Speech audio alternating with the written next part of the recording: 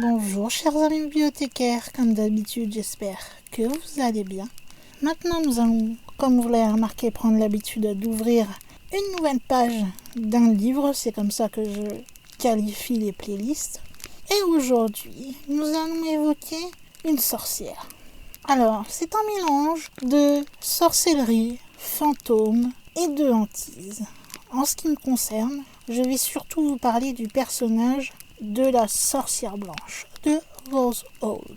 Peut-être que je ferai une vidéo sur les hantises de Rose Hall, nous verrons bien. En tout cas, avant de commencer cette vidéo et d'écrire donc cette page sur la sorcière blanche, vous savez que je vous invite à vous installer bien confortablement, à prendre une petite boisson, quelques petites choses à grignoter, ou tout simplement faire ce que vous avez envie de faire si vous n'êtes pas fanat de rester à poser à regarder une vidéo, ou bien de mettre ma voix en fond et de faire ce que vous avez à faire en attendant. Et si vous êtes prêts, nous allons donc pouvoir commencer. Comme d'habitude, vous savez que quand cela est possible, si je vous parle d'une sorcière blanche de Rose Hall, on va parler donc du Rose Hall Great House, qui est un lieu, un manoir, pour être plus précis, qui se situe en Jamaïque. Et donc je vais vous parler un petit peu historiquement parlant de ce lieu pour vous le mettre un petit peu dans l'histoire. Alors ce manoir, il est plutôt de style géorgien et il se situe à Montego Bay, pour être plus précise, donc en Jamaïque. Celui-ci aura une période où il va rester plus de 100 ans à l'abandon. Aujourd'hui, c'est plutôt une sorte de musée, d'hôtel, enfin. Il est devenu plus un attrait touristique en soi, pour tous les fans d'endroits hantés, que vraiment pour ceux qui sont intéressés, nous allons dire, par les vieilles bâtisses. Donc comme je vous le disais, d'abord nous allons voir un petit peu l'histoire de ce Rose Hall Great House. Tout va commencer le 16 juillet 1746, lorsqu'un homme du nom de Henry Fanning va épouser une certaine Rosa. C'est une Irlandaise très jolie de 24 ans. Elle est la fille du révérend John Kelly et de sa femme Mary. À l'époque, ils vivaient à Sainte-Élisabeth. C'est juste un peu avant leur mariage que Henry va acheter une grande propriété qui surplombe la mer à St. James. Et il a pour but d'y faire bâtir une maison en honneur de sa future femme. Malheureusement, quelques mois plus tard, Henry va décéder, et assez brutalement. Il décide dans son testament de laisser tous ses biens à sa, donc non femme, mais veuve maintenant, Rosa. En 1750, Rosa, qui était toujours aussi belle, va tomber amoureuse et va se remarier avec un homme du nom de George Ash, qui est propriétaire foncier de St. James. Celui-ci va dépenser 30 000 livres pour faire construire une grande demeure aux portes, aux planchers et aux escaliers d'acajou richement sculptés sur la fameuse propriété donc qu'avait acheté Henry et dont a hérité Rosa. Il va décider d'appeler cette maison en l'honneur de son épouse, le manoir Rose Hall. Peu de temps après, malheureusement, George va tomber gravement malade et mourir. Il va donc laisser la jeune femme seule dans cette nouvelle maison avec ses souvenirs. En 1753, Rosa vivait assez mal cette solitude à cette époque-là et elle a décidé d'épouser un certain Norwood Walter, totalement sur un coup de tête. Et elle se rend compte au final que son mari semble beaucoup plus intéressé par sa fortune que par la personne qu'elle est. Donc au final, le mariage ne fut pas très heureux. Il ne durera pas longtemps puisque Norwood va lui aussi mourir. Et en juin 1765, Rosa va hériter de l'argent de celui-ci et de toutes ses possessions, mis à part une petite somme qu'il avait laissée pour ses deux fils, William et John. Il avait eu ceci lors d'une précédente union. Il leur avait laissé cet argent, tout simplement, pour qu'ils s'achètent une bague de deuil en souvenir de leur père. On a l'impression, avec le temps, que ce fameux Rose Hall et Rosa en question est pas très chanceuse pour le coup et que le sort semble beaucoup s'acharner sur elle. L'année suivante de tout ça, c'est son père et son meilleur ami, John Boyd, qui vont disparaître. dans ses dernières volontés, son meilleur ami John va lui demander de devenir la tutrice officielle de sa fille, Rosa Kelly Boyd. Rosa va ainsi se retrouver seule, une fois de plus. En 1767, elle va connaître enfin le bonheur et épouser un homme du nom de John Palmer. C'était l'un de ses voisins. Il possédait la propriété de Palmyre qui se trouvait juste à côté de la propriété qu'avait achetée Henry. Il était veuf et il avait 2 fils, John et James, qui habitaient en Angleterre. C'était pas une grande passion romanesque, cependant l'amour était là, et c'était un amour profond, et après ce qu'elle avait vécu avec ses différentes unions, ça lui a apporté la paix. Rosa décida de faire son testament, et dans celui-ci, qui est daté de 1777, elle écrit « En parfaite santé d'esprit et de mémoire, puisse Dieu être remercié pour cela. Je donne et lègue tout le reliquat de ma succession réelle et personnelle à mon mari bien-aimé, John Palmer, qui est le plus méritant de ceci. » Rosa va mourir en 1790, et c'est donc, comme vous l'avez compris à la lecture du testament, son mari qui va hériter de tous ses biens, et donc du manoir de Rose Hall. En hommage à sa femme, John Palmer va ériger un mémorial qui actuellement est toujours visible dans l'église Saint James, et il a été fait par le célèbre artiste John Baker. John fut triste quelques années, puis en 1797, il va finalement rencontrer une jeune fille de 20 ans, originaire de Trelawney, Rebecca Ann James, qu'il va épouser. Ce sera donc son 3e mariage. Cependant, ce mariage fut de courte durée, puisque John va décéder la même année que l'année du mariage, c'est-à-dire 1797. Selon ses dernières volontés, le manoir Rose Hall et donc le terrain de Palmyre vont être placés en fiducie et seront légués à ses 2 fils et à leurs éventuels héritiers. Malheureusement, John et James vont mourir sans jamais vraiment avoir visité la Jamaïque. Et en plus, ils n'avaient pas d'enfants. On va donc chercher l'héritier le plus proche de John Palmer. Et en 1818, on va trouver qu'il a un petit-neveu qui s'appelle John Rose Palmer. Et c'est lui qui va hériter des 2 propriétés, la Palmyre et du manoir de Rose Hall, avec toute la propriété qui l'entoure. Celui-ci va prendre possession du domaine à Montego Bay. Et 2 ans plus tard, il va rencontrer celle qui nous intéresse justement dans cette vidéo, une femme qu'il va épouser du nom de Annie Marie Patterson, qui devient donc, en épousant John Rose Palmer, Annie Palmer. Mais qui est cette fameuse Annie Palmer qui deviendra plus tard cette fameuse sorcière blanche de Rose Hall? Eh bien, Annie est née en Angleterre en 1802. Elle avait une mère anglaise et un père irlandais. Sa famille, à l'époque, avait déménagé en Haïti lorsqu'Annie avait seulement 10 ans. Malheureusement, ses parents sont morts de la fièvre jaune juste 1 an plus tard après leur déménagement. Et c'est sa nounou, qui était apparemment une prêtresse vaudou, qui va élever Annie et la nourrir, mais pas que de nourriture. Puisque, étant une prêtresse vaudou, elle va aussi faire s'intéresser la jeune Annie aux arts noirs du vaudou. Sa nounou va arriver elle aussi au moment de mourir, et Annie va alors déménager en Jamaïque. Son but est simple, elle cherche un mari riche. Elle avait à peu près 17 ou 18 ans lorsqu'elle est arrivée en Jamaïque. Et elle va se jeter sur quelque part le premier homme qui était riche à ses yeux, et qu'elle a rencontré bien sûr, ce qui justement était notre propriétaire du Rose Hall Estate, John Palmer. Elle a décidé de le piéger pour qu'il l'épouse. Cela marcha puisqu'elle va devenir la 2e maîtresse de la vaste et importante plantation, qui maintenant, je vous rappelle, est importante puisque, encore une fois, elle réunit 2 terrains, le manoir de Rose Hall avec ses terrains, plus les terrains de la Palmyre. Et encore aujourd'hui, comme autrefois, on considère ce terrain et donc ce manoir comme la plus belle grande maison de l'île. Le 28 mars 1820, Annie devient adulte et elle s'installe à Rose Hall Great avec son époux John. Rapidement, malheureusement, elle va se lasser de son mari et elle va commencer à se payer le luxe d'avoir des amants. Elle choisit ceux-ci parmi les esclaves de la plantation de canne à sucre. Pas très compliqué à trouver, nous allons dire.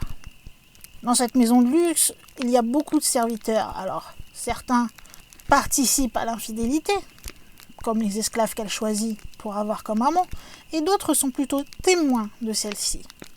Et il y en a qui vont préférer ne rien dire, et d'autres qui vont plutôt commencer à se montrer assez hostiles par rapport à son comportement, et à lancer des rumeurs qui vont commencer à courir pas seulement au manoir, mais dans toute la ville de Montego Bay. Et ce n'est pas son penchant pour les amants qu'elle choisit parmi les esclaves seulement qui va faire parler, mais c'est aussi le fait qu'elle continue à pratiquer la magie noire. Quelques mois après son arrivée à Rose Hallgate House, il va y avoir une énorme dispute entre John et Annie. Celle-ci a été si violente que tout le personnel qui travaillait au manoir pouvait témoigner qu'ils avaient entendu le couple se disputer. Leur querelle a commencé au début de la nuit. Un membre des serviteurs, qui était un valet de chambre, a entendu John reprocher à sa femme d'avoir eu une aventure extra-conjugale avec un jeune esclave. Cette dispute dura un assez long moment, et en colère, John va signifier à sa femme que leur mariage était terminé, qu'elle devait prendre ses affaires pour quitter Rose Hall dès le petit matin. Bizarrement, le lendemain matin, comme si rien ne s'était passé la veille, aucune dispute, Annie va descendre à la surprise de tous au salon et prendre son petit déjeuner comme si de rien n'était. Elle a juste expliqué que son époux était malade et qu'il devait rester pour se reposer. Cela ne sembla pas bizarre, puisqu'ils se sont dit que peut-être c'était juste une petite querelle qui s'était réglée, et puis c'est tout. Ce n'est qu'au cours de l'après-midi, lorsque une jeune servante va se rendre dans la chambre de John et d'Annie, qu'elle va découvrir le corps de John Palmer, et il est déjà totalement froid. Tous les serviteurs qui avaient pu être témoins de la dispute qui avait lieu la veille ont tout de suite pensé qu'Annie, elle l'avait soit assassinée, soit qu'elle l'avait empoisonnée, par exemple en mettant du poison dans son café.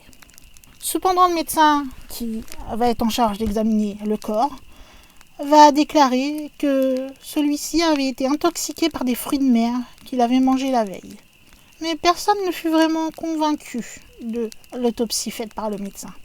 Si Annie ne l'avait pas empoisonné, c'est qu'elle s'était probablement servie de sa magie vaudou pour le tuer. Voilà ce qu'il pensait. Annie devient donc une jeune veuve. Elle était donc encore très jolie et ne laissait personne indifférent. Et on peut dire qu'elle avait de nombreux prétendants. Cela fit qu'elle se maria au final 3 fois. Mais bizarrement, les 3 moururent tués. Comme on l'a vu, John Palmer supposément aurait été empoisonné par Annie pour qu'elle puisse, grâce au testament, avoir la joie de la plantation et de la maison. Et peu de temps après, elle s'était mariée à nouveau avec un autre planteur, cette fois-ci anglais, qu'elle a poignardé à mort. Et elle se mariera encore une fois peu de temps après avec un autre homme. Et une fois de plus, elle va très vite se lasser de cette relation. Et elle va tout simplement étrangler son mari avec l'aide de l'un de ses nombreux amants du nom de Taku. C'était une fin de stratège, comme vous pouvez voir, Annie Palmer. En plus, elle faisait de la sorcellerie, ce qui n'avait pas, on va dire, un bon côté en ce qui concerne les serviteurs. Mais il ne pouvait trop rien dire, puisque même si elle semblait jolie, jeune, gentille, qu'elle avait beaucoup de prétendants, eh bien, il se trouve que chez elle, c'était une vraie tyran. Car en effet, les serviteurs qui travaillaient pour Annie, généralement payaient le prix fort de ses caprices. Elle adorait terrifier ses esclaves. Elle se montrait envers eux d'une sauvagerie sans nom. Chaque matin, sur le domaine, ils devaient tous se rassembler en groupe dans la cour. Et Annie venait sur son balcon, tout simplement pour leur dicter les ordres de la journée. L'histoire même stipule que si ces directives n'étaient pas suivies comme elle l'avait demandé, elle se faisait alors un malin plaisir pour aller punir abominablement et sans avis ceux qui l'avaient offensée. Elle les faisait fouetter devant tous les regards en utilisant une verge de bois. Et cela jusqu'à ce que leur dos soit en sang. Elle a même été jusqu'à installer des pièges à ours un peu partout sur le domaine pour empêcher ses serviteurs, donc esclaves à l'époque, de pouvoir s'enfuir. Ceux qui essayaient généralement étaient attrapés par les pièges à ours et donc capturés, et elle les jetait dans un des cachots qu'elle avait fait justement exprès creuser dans le donjon. Ensuite, elle les privait de nourriture et d'eau, et elle les oubliait totalement et les laissait dépérir et mourir dans leur cachot. Durant cette période, Annie va se mettre à développer encore plus son intérêt pour la magie noire et le vaudou. Elle va commencer à approfondir ses connaissances. Et certains de ces esclaves qui, eux aussi, pratiquaient des arts divinatoires et certains des arts un peu plus sombres, eh bien, quelque part, l'ont aidé à approfondir ces fameuses connaissances, puisqu'ils ont partagé avec elle leur savoir. Avec tout ce qui s'était passé, il y a un bruit qui commençait à courir dans la ville de Montego Bay. Mais des fois, il fallait avouer qu'elle pouvait, c'était rare, mais ça arrivait. Elle se montrait reconnaissante envers ses serviteurs et elle épargnait ceux qui étaient les plus coopératifs. Pour vous dire à quel point Annie était quelque part une sans cœur et vraiment bien ancrée dans la magie noire et peut-être un peu à l'extrême, c'est qu'il y a des légendes qui racontent que pour certains de ces rituels, elle aurait tué des nourrissons et qu'elle se serait servie de leurs os pour en faire des sombres usages dans des sorts. Elle va donc avoir comme ça une expérience et une puissance assez extrême en ce qui concerne le vaudou et la magie noire, et cela terrifie ses esclaves. Du coup, ça leur fait tellement peur que généralement la majorité se tiennent à carreau, et ils savent très bien que s'ils ne le font pas, de toute façon, même si elle n'utilise pas la magie noire, elle est assez tyrannique pour se venger d'une autre façon très douloureuse. C'est justement en continuant à approfondir ses connaissances que ce fameux surnom va apparaître de sorcière blanche de la Jamaïque. On dit aussi qu'Annie se serait amusée à plusieurs reprises à convoquer le fameux Baron Samedi. Alors si vous n'avez jamais entendu parler du Baron Samedi, sachez que c'est un esprit qui nous vient du vaudou. J'en ferai sans doute un jour, je ne sais pas quand, une vidéo pour vous expliquer qui il est. Et elle aurait eu quelques relations charnelles avec lui pour l'aider à assouvir ses désirs, aussi bien la nuit que le jour. Le Baron Samedi pouvait aussi tout simplement venir la voir, juste parce que celle-ci voulait encore plus dominer ses esclaves.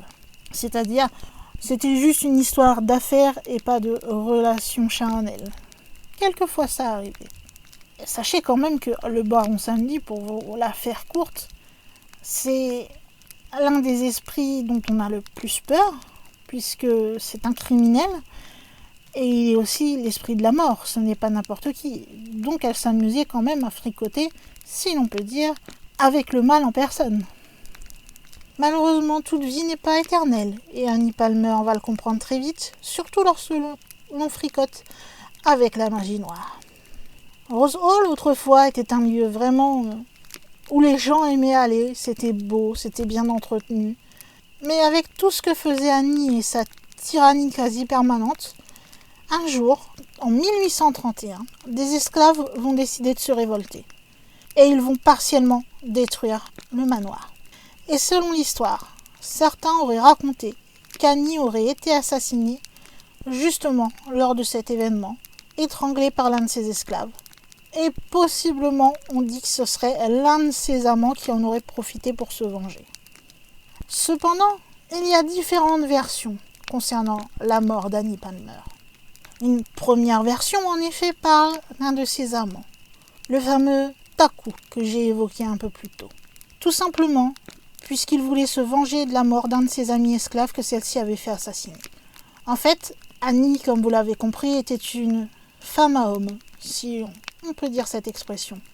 Et à ce moment-là, elle avait jeté son dévolu sur un autre homme, donc Taku, mais c'est pas ça, il savait comment était Annie, donc c'est pas ça qui lui a donné envie de la tuer. C'est tout simplement que, au fil du temps, Annie serait tombée amoureuse de ce fameux esclave. mais que l'esclave en question, lui, n'avait aucun sentiment pour elle. Lui, il était amoureux d'une autre femme. C'était la petite fille de Taku. Annie avait donc tué la petite fille simplement par jalousie. Malheureusement pour elle, Taku s'y connaissait bien aussi en vaudou. Et mélangeant ceci avec de la magie noire et de la force physique, il va étrangler Annie dans son sommeil. On a une autre version de sa mort qui dit que un des surveillants d'Annie, qui pratiquait le vaudou, mais lui qui était un vaudou bien plus puissant que celui que connaissait Annie, avait réussi à cacher à Annie le fait qu'il savait manipuler cette grande magie. Cela bien sûr au risque de sa propre vie, parce que je pense que ça ne lui aurait pas vraiment plu qu'elle sache que quelqu'un était plus puissant qu'elle. À ce moment-là, ce surveillant avait une fille. Elle était fiancée à un jeune esclave. Mais Annie va remarquer ce jeune esclave et elle va décider d'en faire son amant. Le surveillant, sachant ce qui allait se passer, va décider de tout faire pour protéger le jeune homme. Mais cette fois-ci, Annie ne suivra pas son schéma habituel. Et le soir même, elle va tuer le jeune homme donc qui était promis pour la fille du surveillant. Normalement, elle s'amusait plutôt à jouer avec eux. Mais là non, elle s'en occupa tout de suite. On pense que ce qui a provoqué sa mort rapide est peut-être le fait qu'il se soit opposé aux, nous allons dire, attentions particulières d'Annie. Et qu'il lui a ouvertement dit qu'il aimait une autre fille qu'elle et que cela ne lui a pas plu. Mais enfin, quelle que soit la raison, le résultat fut que le jeune homme a été tué et que la fille du surveillant fut bien malheureuse. Le surveillant, lui voulant que le bonheur de sa fille, ne supporte pas de la voir si malheureuse d'avoir perdu l'homme qu'elle aimait. Il fut alors rempli d'une rage si puissante qu'il se décida, ça y est, Annie devait mourir à tout prix. Celui-ci va donc entrer dans la maison et se mettre face à la sorcière blanche, donc Annie. Là, apparemment, une bataille de magie et aussi une bataille physique commença entre les deux protagonistes. Comme sa magie était plus forte, il va trouver un moyen de la tuer. Et malheureusement, il a utilisé toute sa puissance et il mourra aussi. Il a décidé de se sacrifier pour les autres esclaves. Les esclaves, eux, qui étaient au courant de ce qui se passait, ont décidé de s'empresser d'enterrer le corps d'Annie dans une tombe qui avait été spécialement préparée pour elle. C'était une tombe en fait qui avait été faite pour l'empêcher de se lever, de marcher, de revenir du monde des morts et de se balader dans la plantation. Malheureusement, ils n'ont pas réussi à compléter le rituel correctement et apparemment, d'après ce qui est dit, Annie Palmer, dite la sorcière blanche, aimerait errer dans la demeure depuis le jour où elle a été tuée. Et pour la troisième version qui existe, là nous pouvons dire que c'est plus un conte, je suppose, puisque on y évoque le baron Samedi. Or, nous ne savons pas si le baron Samedi est vraiment existé ou pas, alors que dans les deux précédentes versions, c'était des êtres humains qui auraient tué Annie. Eh bien, dans ce conte un peu plus fantastique, nous allons dire, Annie aurait été victime du baron Samedi. Comme je vous ai dit, c'est l'esprit de la mort, donc il est démoniaque. Il aurait pris la vie d'Annie après qu'elle l'ait invoqué pour lui proposer une relation charnelle. Ce soir-là, lorsque les esclaves vont entendre leur maîtresse crier, ils vont se précipiter dans la maison. Mais lorsqu'ils vont arriver devant la chambre, ils vont trouver la porte de celle-ci fermée de l'intérieur. L'un d'entre eux va essayer de regarder par le trou de la serrure et il y vit le baron Samedi. Il fut brusquement frappé d'aveuglement. Annie cria une nouvelle fois, puis soudain, le silence complet. Les esclaves vont décider quand même de casser le verrou de la porte pour pouvoir entrer, même si la majorité d'entre eux n'aimaient pas leur maîtresse, ils se devaient d'aller à son secours. Et lorsque finalement ils entrèrent, ils découvrirent le corps d'Annie. Tout autour d'elle, l'on dit que les murs étaient couverts de symboles ésotériques qu'elle aurait tracés avec son propre sang afin d'invoquer le baron Samedi. Près de son lit, il y aurait eu 3 empreintes sanglantes. les mêmes qui avaient été observés près du lit de son premier mari la nuit de sa mort. On appela alors un prêtre qui enquêta sur toute l'affaire, mais il ne put trouver d'autre cause spécifique de sa mort. Annie avait bien été tuée, étranglée par les mains de Baron Samedi. Comme je vous le disais, là ça ne change pas par contre. Comme ils avaient peur qu'elle revienne d'outre-tombe, on l'a enterrée dans cette fameuse tombe rien que pour elle, qui se trouve derrière la maison, et on a utilisé un rituel vaudou pour la garder enfermée. Comme je vous l'ai dit, le rituel n'a pas été terminé. Et donc Annie, enfin du moins son esprit, n'a pas été empêché de revenir d'outre-tombe, donc il est libre d'errer dans la plantation quand elle veut, et apparemment, elle aime bien le faire encore aujourd'hui. En 1940, dites-vous que, si l'on reste sur l'histoire de la propriété, ça faisait déjà environ un siècle que la maison avait été abandonnée. Avec tout ce qui s'était passé à l'intérieur et la réputation qu'elle avait, il n'y avait pas grand monde qui était vraiment chaud pour l'acheter, ou ne serait-ce qu'aller s'y balader. Maintenant, le manoir était totalement en ruine, le vent s'infiltrait par les fenêtres brisées, le toit était ravagé par le temps et la vermine. Ça laissait pénétrer la pluie dans le manoir. La pluie, en plus, détériorait les murs, les planchers, les vieux meubles qui avaient été laissés sur place.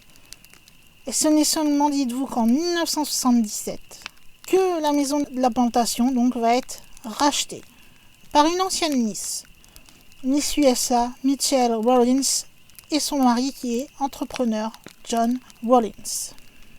Ils vont alors rénover le manoir avec pas mal d'argent qu'ils vont y mettre, il faut dire ce qui est. Et ils vont à ce moment-là mettre en place une visite et un musée pour témoigner de l'histoire qu'ont vécu les esclaves qui avaient travaillé à Rose Hall, mais aussi de la splendeur antique du manoir. Et ils ont réussi aussi à trouver des accessoires d'origine qui se trouvaient dans la maison. Ils ont même proposé des visites nocturnes qui mettaient l'accent sur la fameuse légende de la sorcière blanche Annie Palmer, mais aussi en faisant visiter des tunnels souterrains, montrant l'emplacement des meurtres, des anciennes taches de sang, etc. Malheureusement, comment vous dire, seulement une partie de ce que je viens de vous raconter est vraie. On ne sait pas, même si Annie et John Palmer ont vraiment existé, qu'ils sont vraiment mariés, etc., on ne sait pas quand ils se sont rencontrés. On sait juste qu'ils se sont mariés en 1820, qu'ils ont bien été installés à Rose Hall après leur lune de miel qu'ils avaient passée en Angleterre.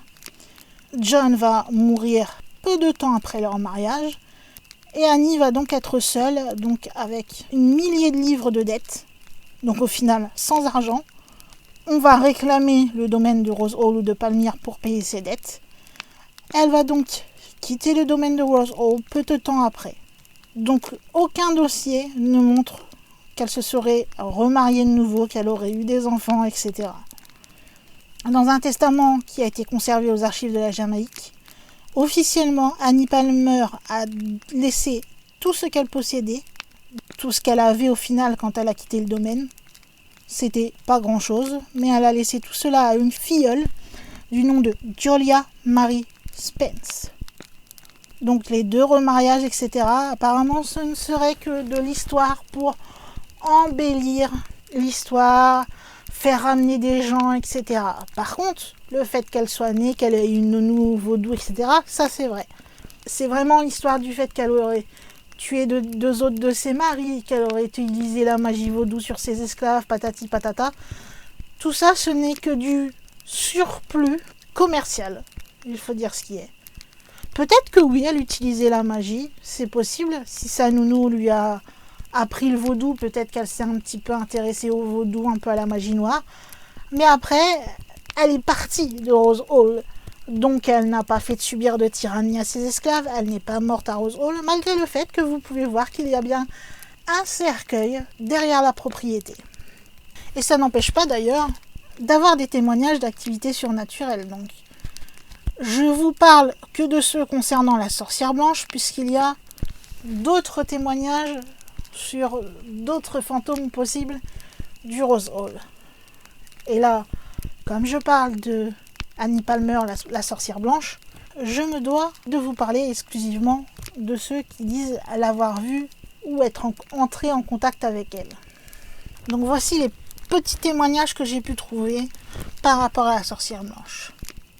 On a une famille qui aurait voulu s'installer au XXe siècle dans le manoir, mais elle n'y serait pas restée très longtemps, puisque peu de temps après qu'ils se soient installés, la femme de chambre, alors qu'elle était en train de nettoyer une pièce du premier étage, va se retrouver projetée par-dessus le balcon. Malheureusement pour elle, la chute fut fatale. Et par un étrange hasard, le balcon serait celui dont se servait Annie pour donner ses ordres aux esclaves et assister à leur fameux châtiment. En 1952, une célèbre médium américaine, Eileen Garrett, va visiter Rose Hall à 4 reprises. Elle voulait à tout prix rentrer en contact avec Annie. Un jour, elle va réussir. Lors d'une séance de spiritisme, un témoin va rapporter qu'Annie avait parlé à travers le corps d'Eileen.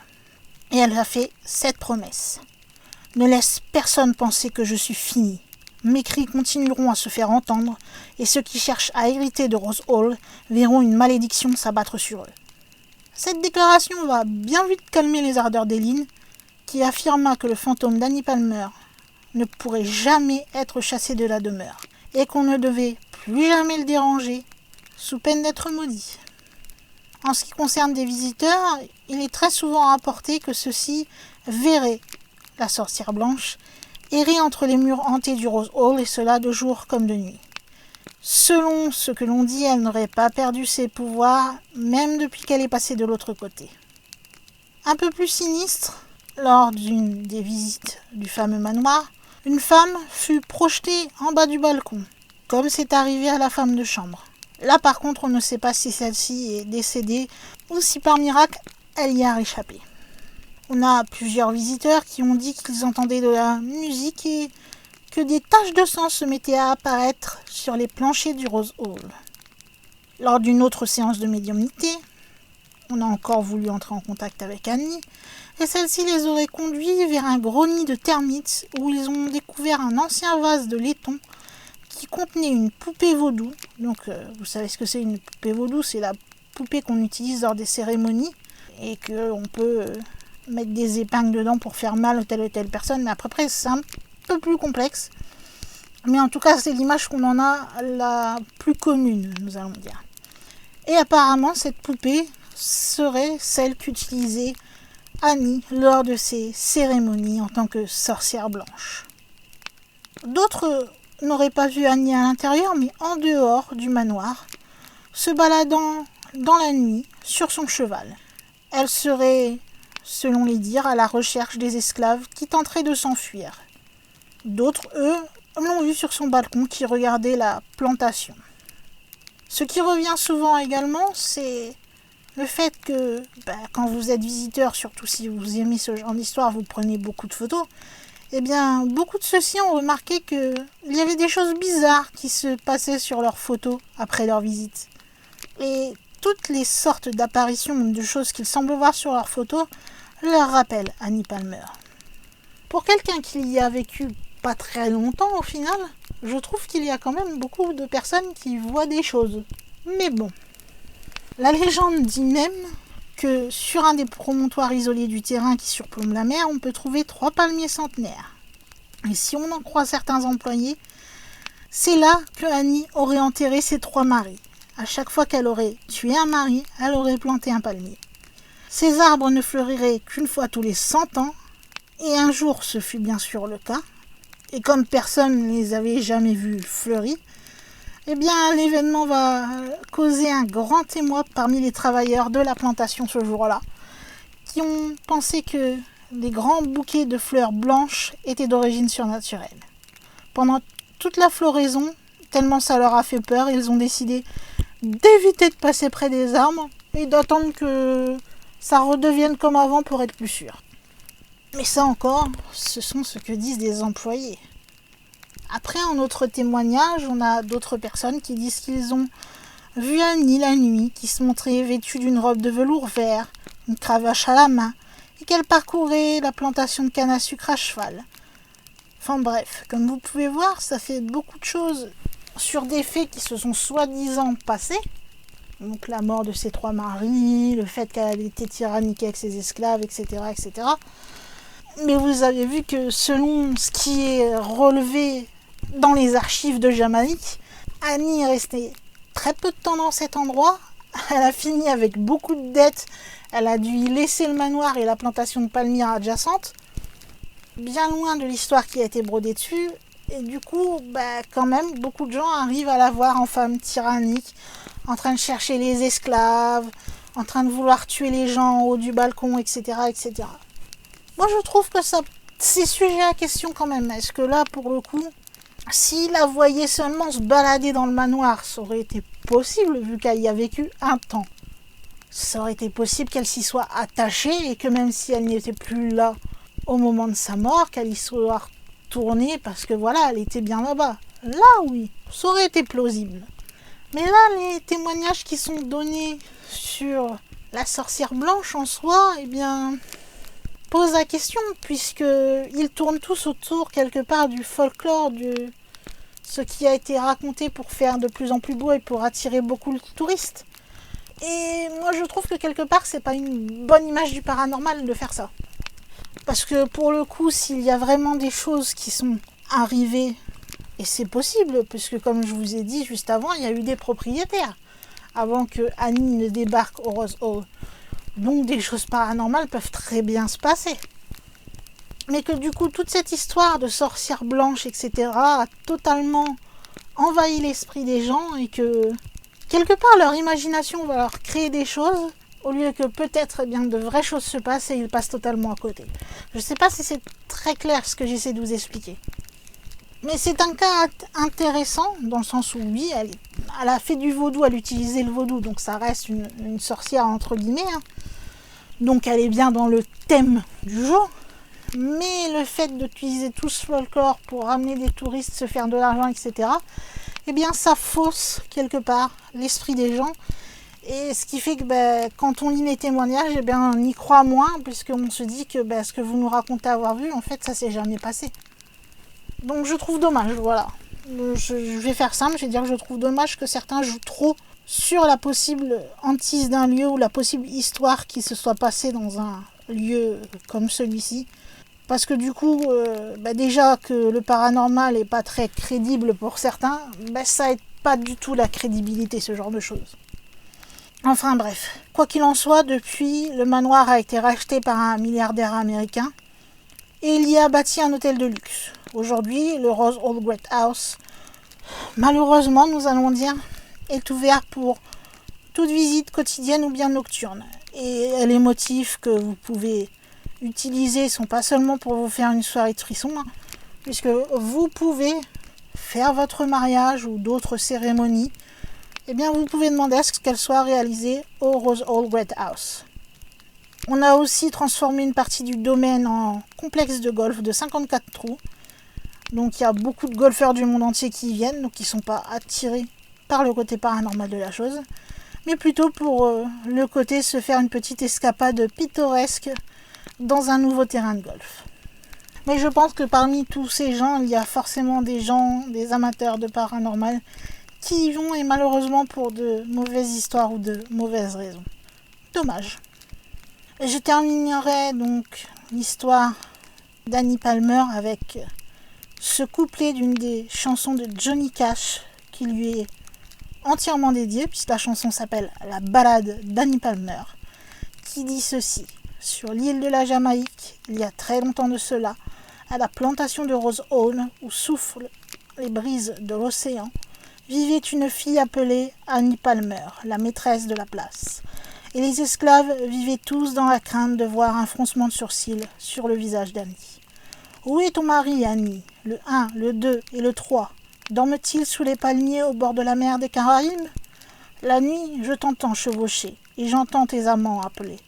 Et je peux toujours sentir ta présence près de la grande maison de Rose Hall. » Voilà ce que j'ai pu vous dire sur cette fameuse sorcière blanche qui a amené un petit peu aussi du coup de hantise, mais aussi un petit peu de fantôme. Enfin voilà, il y a eu un peu plusieurs sujets qui sont imbriqués les uns dans les autres. Mais j'ai retenu du coup le fait qu'on l'appelait la sorcière blanche. Après, dites-moi vous ce que vous avez pensé de cela par rapport à ce que vous avez appris. le fait que le folklore ait un peu rattrapé la véritable histoire d'Annie Palmer et que oui, même si elle était supposément sorcière parce que pratiquante de vaudou, est-ce que du coup ça ne fausse pas l'esprit des gens, tout ce qui a été raconté. Et puis le fait, vous avez bien vu dans la chanson de Johnny Cash, eh bien, qui continue lui aussi à utiliser cette fameuse histoire qu'elle aurait tué ses 3 maris, etc. Est-ce que plutôt, on va dire, pour faire simple, aimer le fait qu'ils ont joué là-dessus et que du coup c'est devenu un peu plus glauque, un peu plus intéressant, ou que justement vous trouvez que, comme moi, c'est dommage de jouer avec le paranormal et quelque part de gâcher peut-être s'il y a de réels événements paranormaux qui se déroulent dans ce manoir en inventant une histoire pareille. Enfin, du moins, supposé inventer, mais bon, les archives disent bien ce qu'elles disent. Donc on n'invente pas des archives, généralement c'est très strict là-dessus quand même. Mais bon, je vais repartir dans un solo comme ça, là, à vous expliquer encore en long, en large et en travers. Alors, dites-moi simplement tout ce que vous avez pensé de cela dans les commentaires et si vous êtes plutôt pour ou contre ce qui est arrivé, si vous y croyez, si vous n'y croyez pas, si c'est bien, mauvais, enfin voilà. Dites ce que vous en pensez, point barre. Et puis si vous avez aimé, que vous avez découvert et que vous avez apprécié découvrir ce personnage, eh bien il vous suffit tout simplement de me mettre un petit pouce en l'air, un petit like. C'est selon le nom que vous aimez lui donner. Ça fait toujours plaisir en plus du petit commentaire. Surtout pour des vidéos longues comme celle-ci et qui ont du coup aussi amené à pas mal de recherches. Mais encore, comme je vous ai dit, j'ai raboté certaines choses qui ne concernaient pas Annie Palmer directement, mais plutôt le manoir. Même si historiquement parlant, je vous ai raconté comment celui-ci est arrivé, etc. Ça, je le fais dans toutes mes vidéos. Mais après, ça ne concerne plus Annie, donc ça, je ne l'ai pas parlé. Sinon, ça aurait été encore plus long, dites-vous. En tout cas, si vous aimez ce genre de vidéos et que vous n'êtes pas encore abonné à la chaîne, eh bien, je vais vous dire qu'est-ce que vous attendez pour le faire. C'est simple. Vous allez sous la vidéo, vous voyez un petit bouton rouge où il y a marqué s'abonner, vous avez juste à cliquer dessus et vous aurez ce genre de vidéos toutes les semaines, 2 fois par semaine, lorsque tout va bien, bien sûr, puisqu'on ne peut jamais présager l'avenir, tout du moins, moi j'en suis incapable. Et donc vous aurez à chaque fois de nouveaux thèmes, de nouveaux sujets pour en découvrir un petit peu plus sur le surnaturel. Donc il ne faut pas hésiter. Vous avez juste à vous abonner, sachant que tout le monde est le bienvenu sur ma chaîne, tant que vous vous respectez les uns les autres. Et puis si vous voulez ne louper aucune vidéo, là c'est aussi encore simple.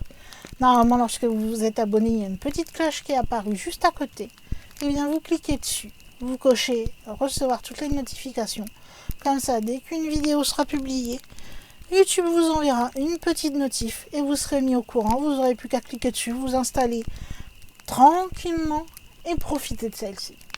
Pour terminer, comme d'habitude, vous savez que vous pouvez partager cette vidéo partout où il est possible de le faire, que ce soit de manière orale en parlant autour de vous, ou bien de manière plus informatique, entre guillemets, en utilisant tout ce qui est réseaux sociaux, blog, mail, site internet, enfin partout où il est possible de partager celle-ci et de faire connaître la chaîne. Je remercie tous ceux qui prennent le temps de faire ne serait-ce qu'une partie de ce dont je parle à la fin de la vidéo et qui ont le courage d'écouter jusqu'à la fin de la vidéo. Et là, je crois qu'il va être temps pour moi de fermer le livre concernant Annie Palmer. On tournera une autre page dans une prochaine vidéo concernant les sorcières. Et que maintenant, en tant que gardienne de la bibliothèque, j'ai le devoir de fermer les portes de celle-ci et de vous dire à la semaine prochaine pour de nouvelles vidéos.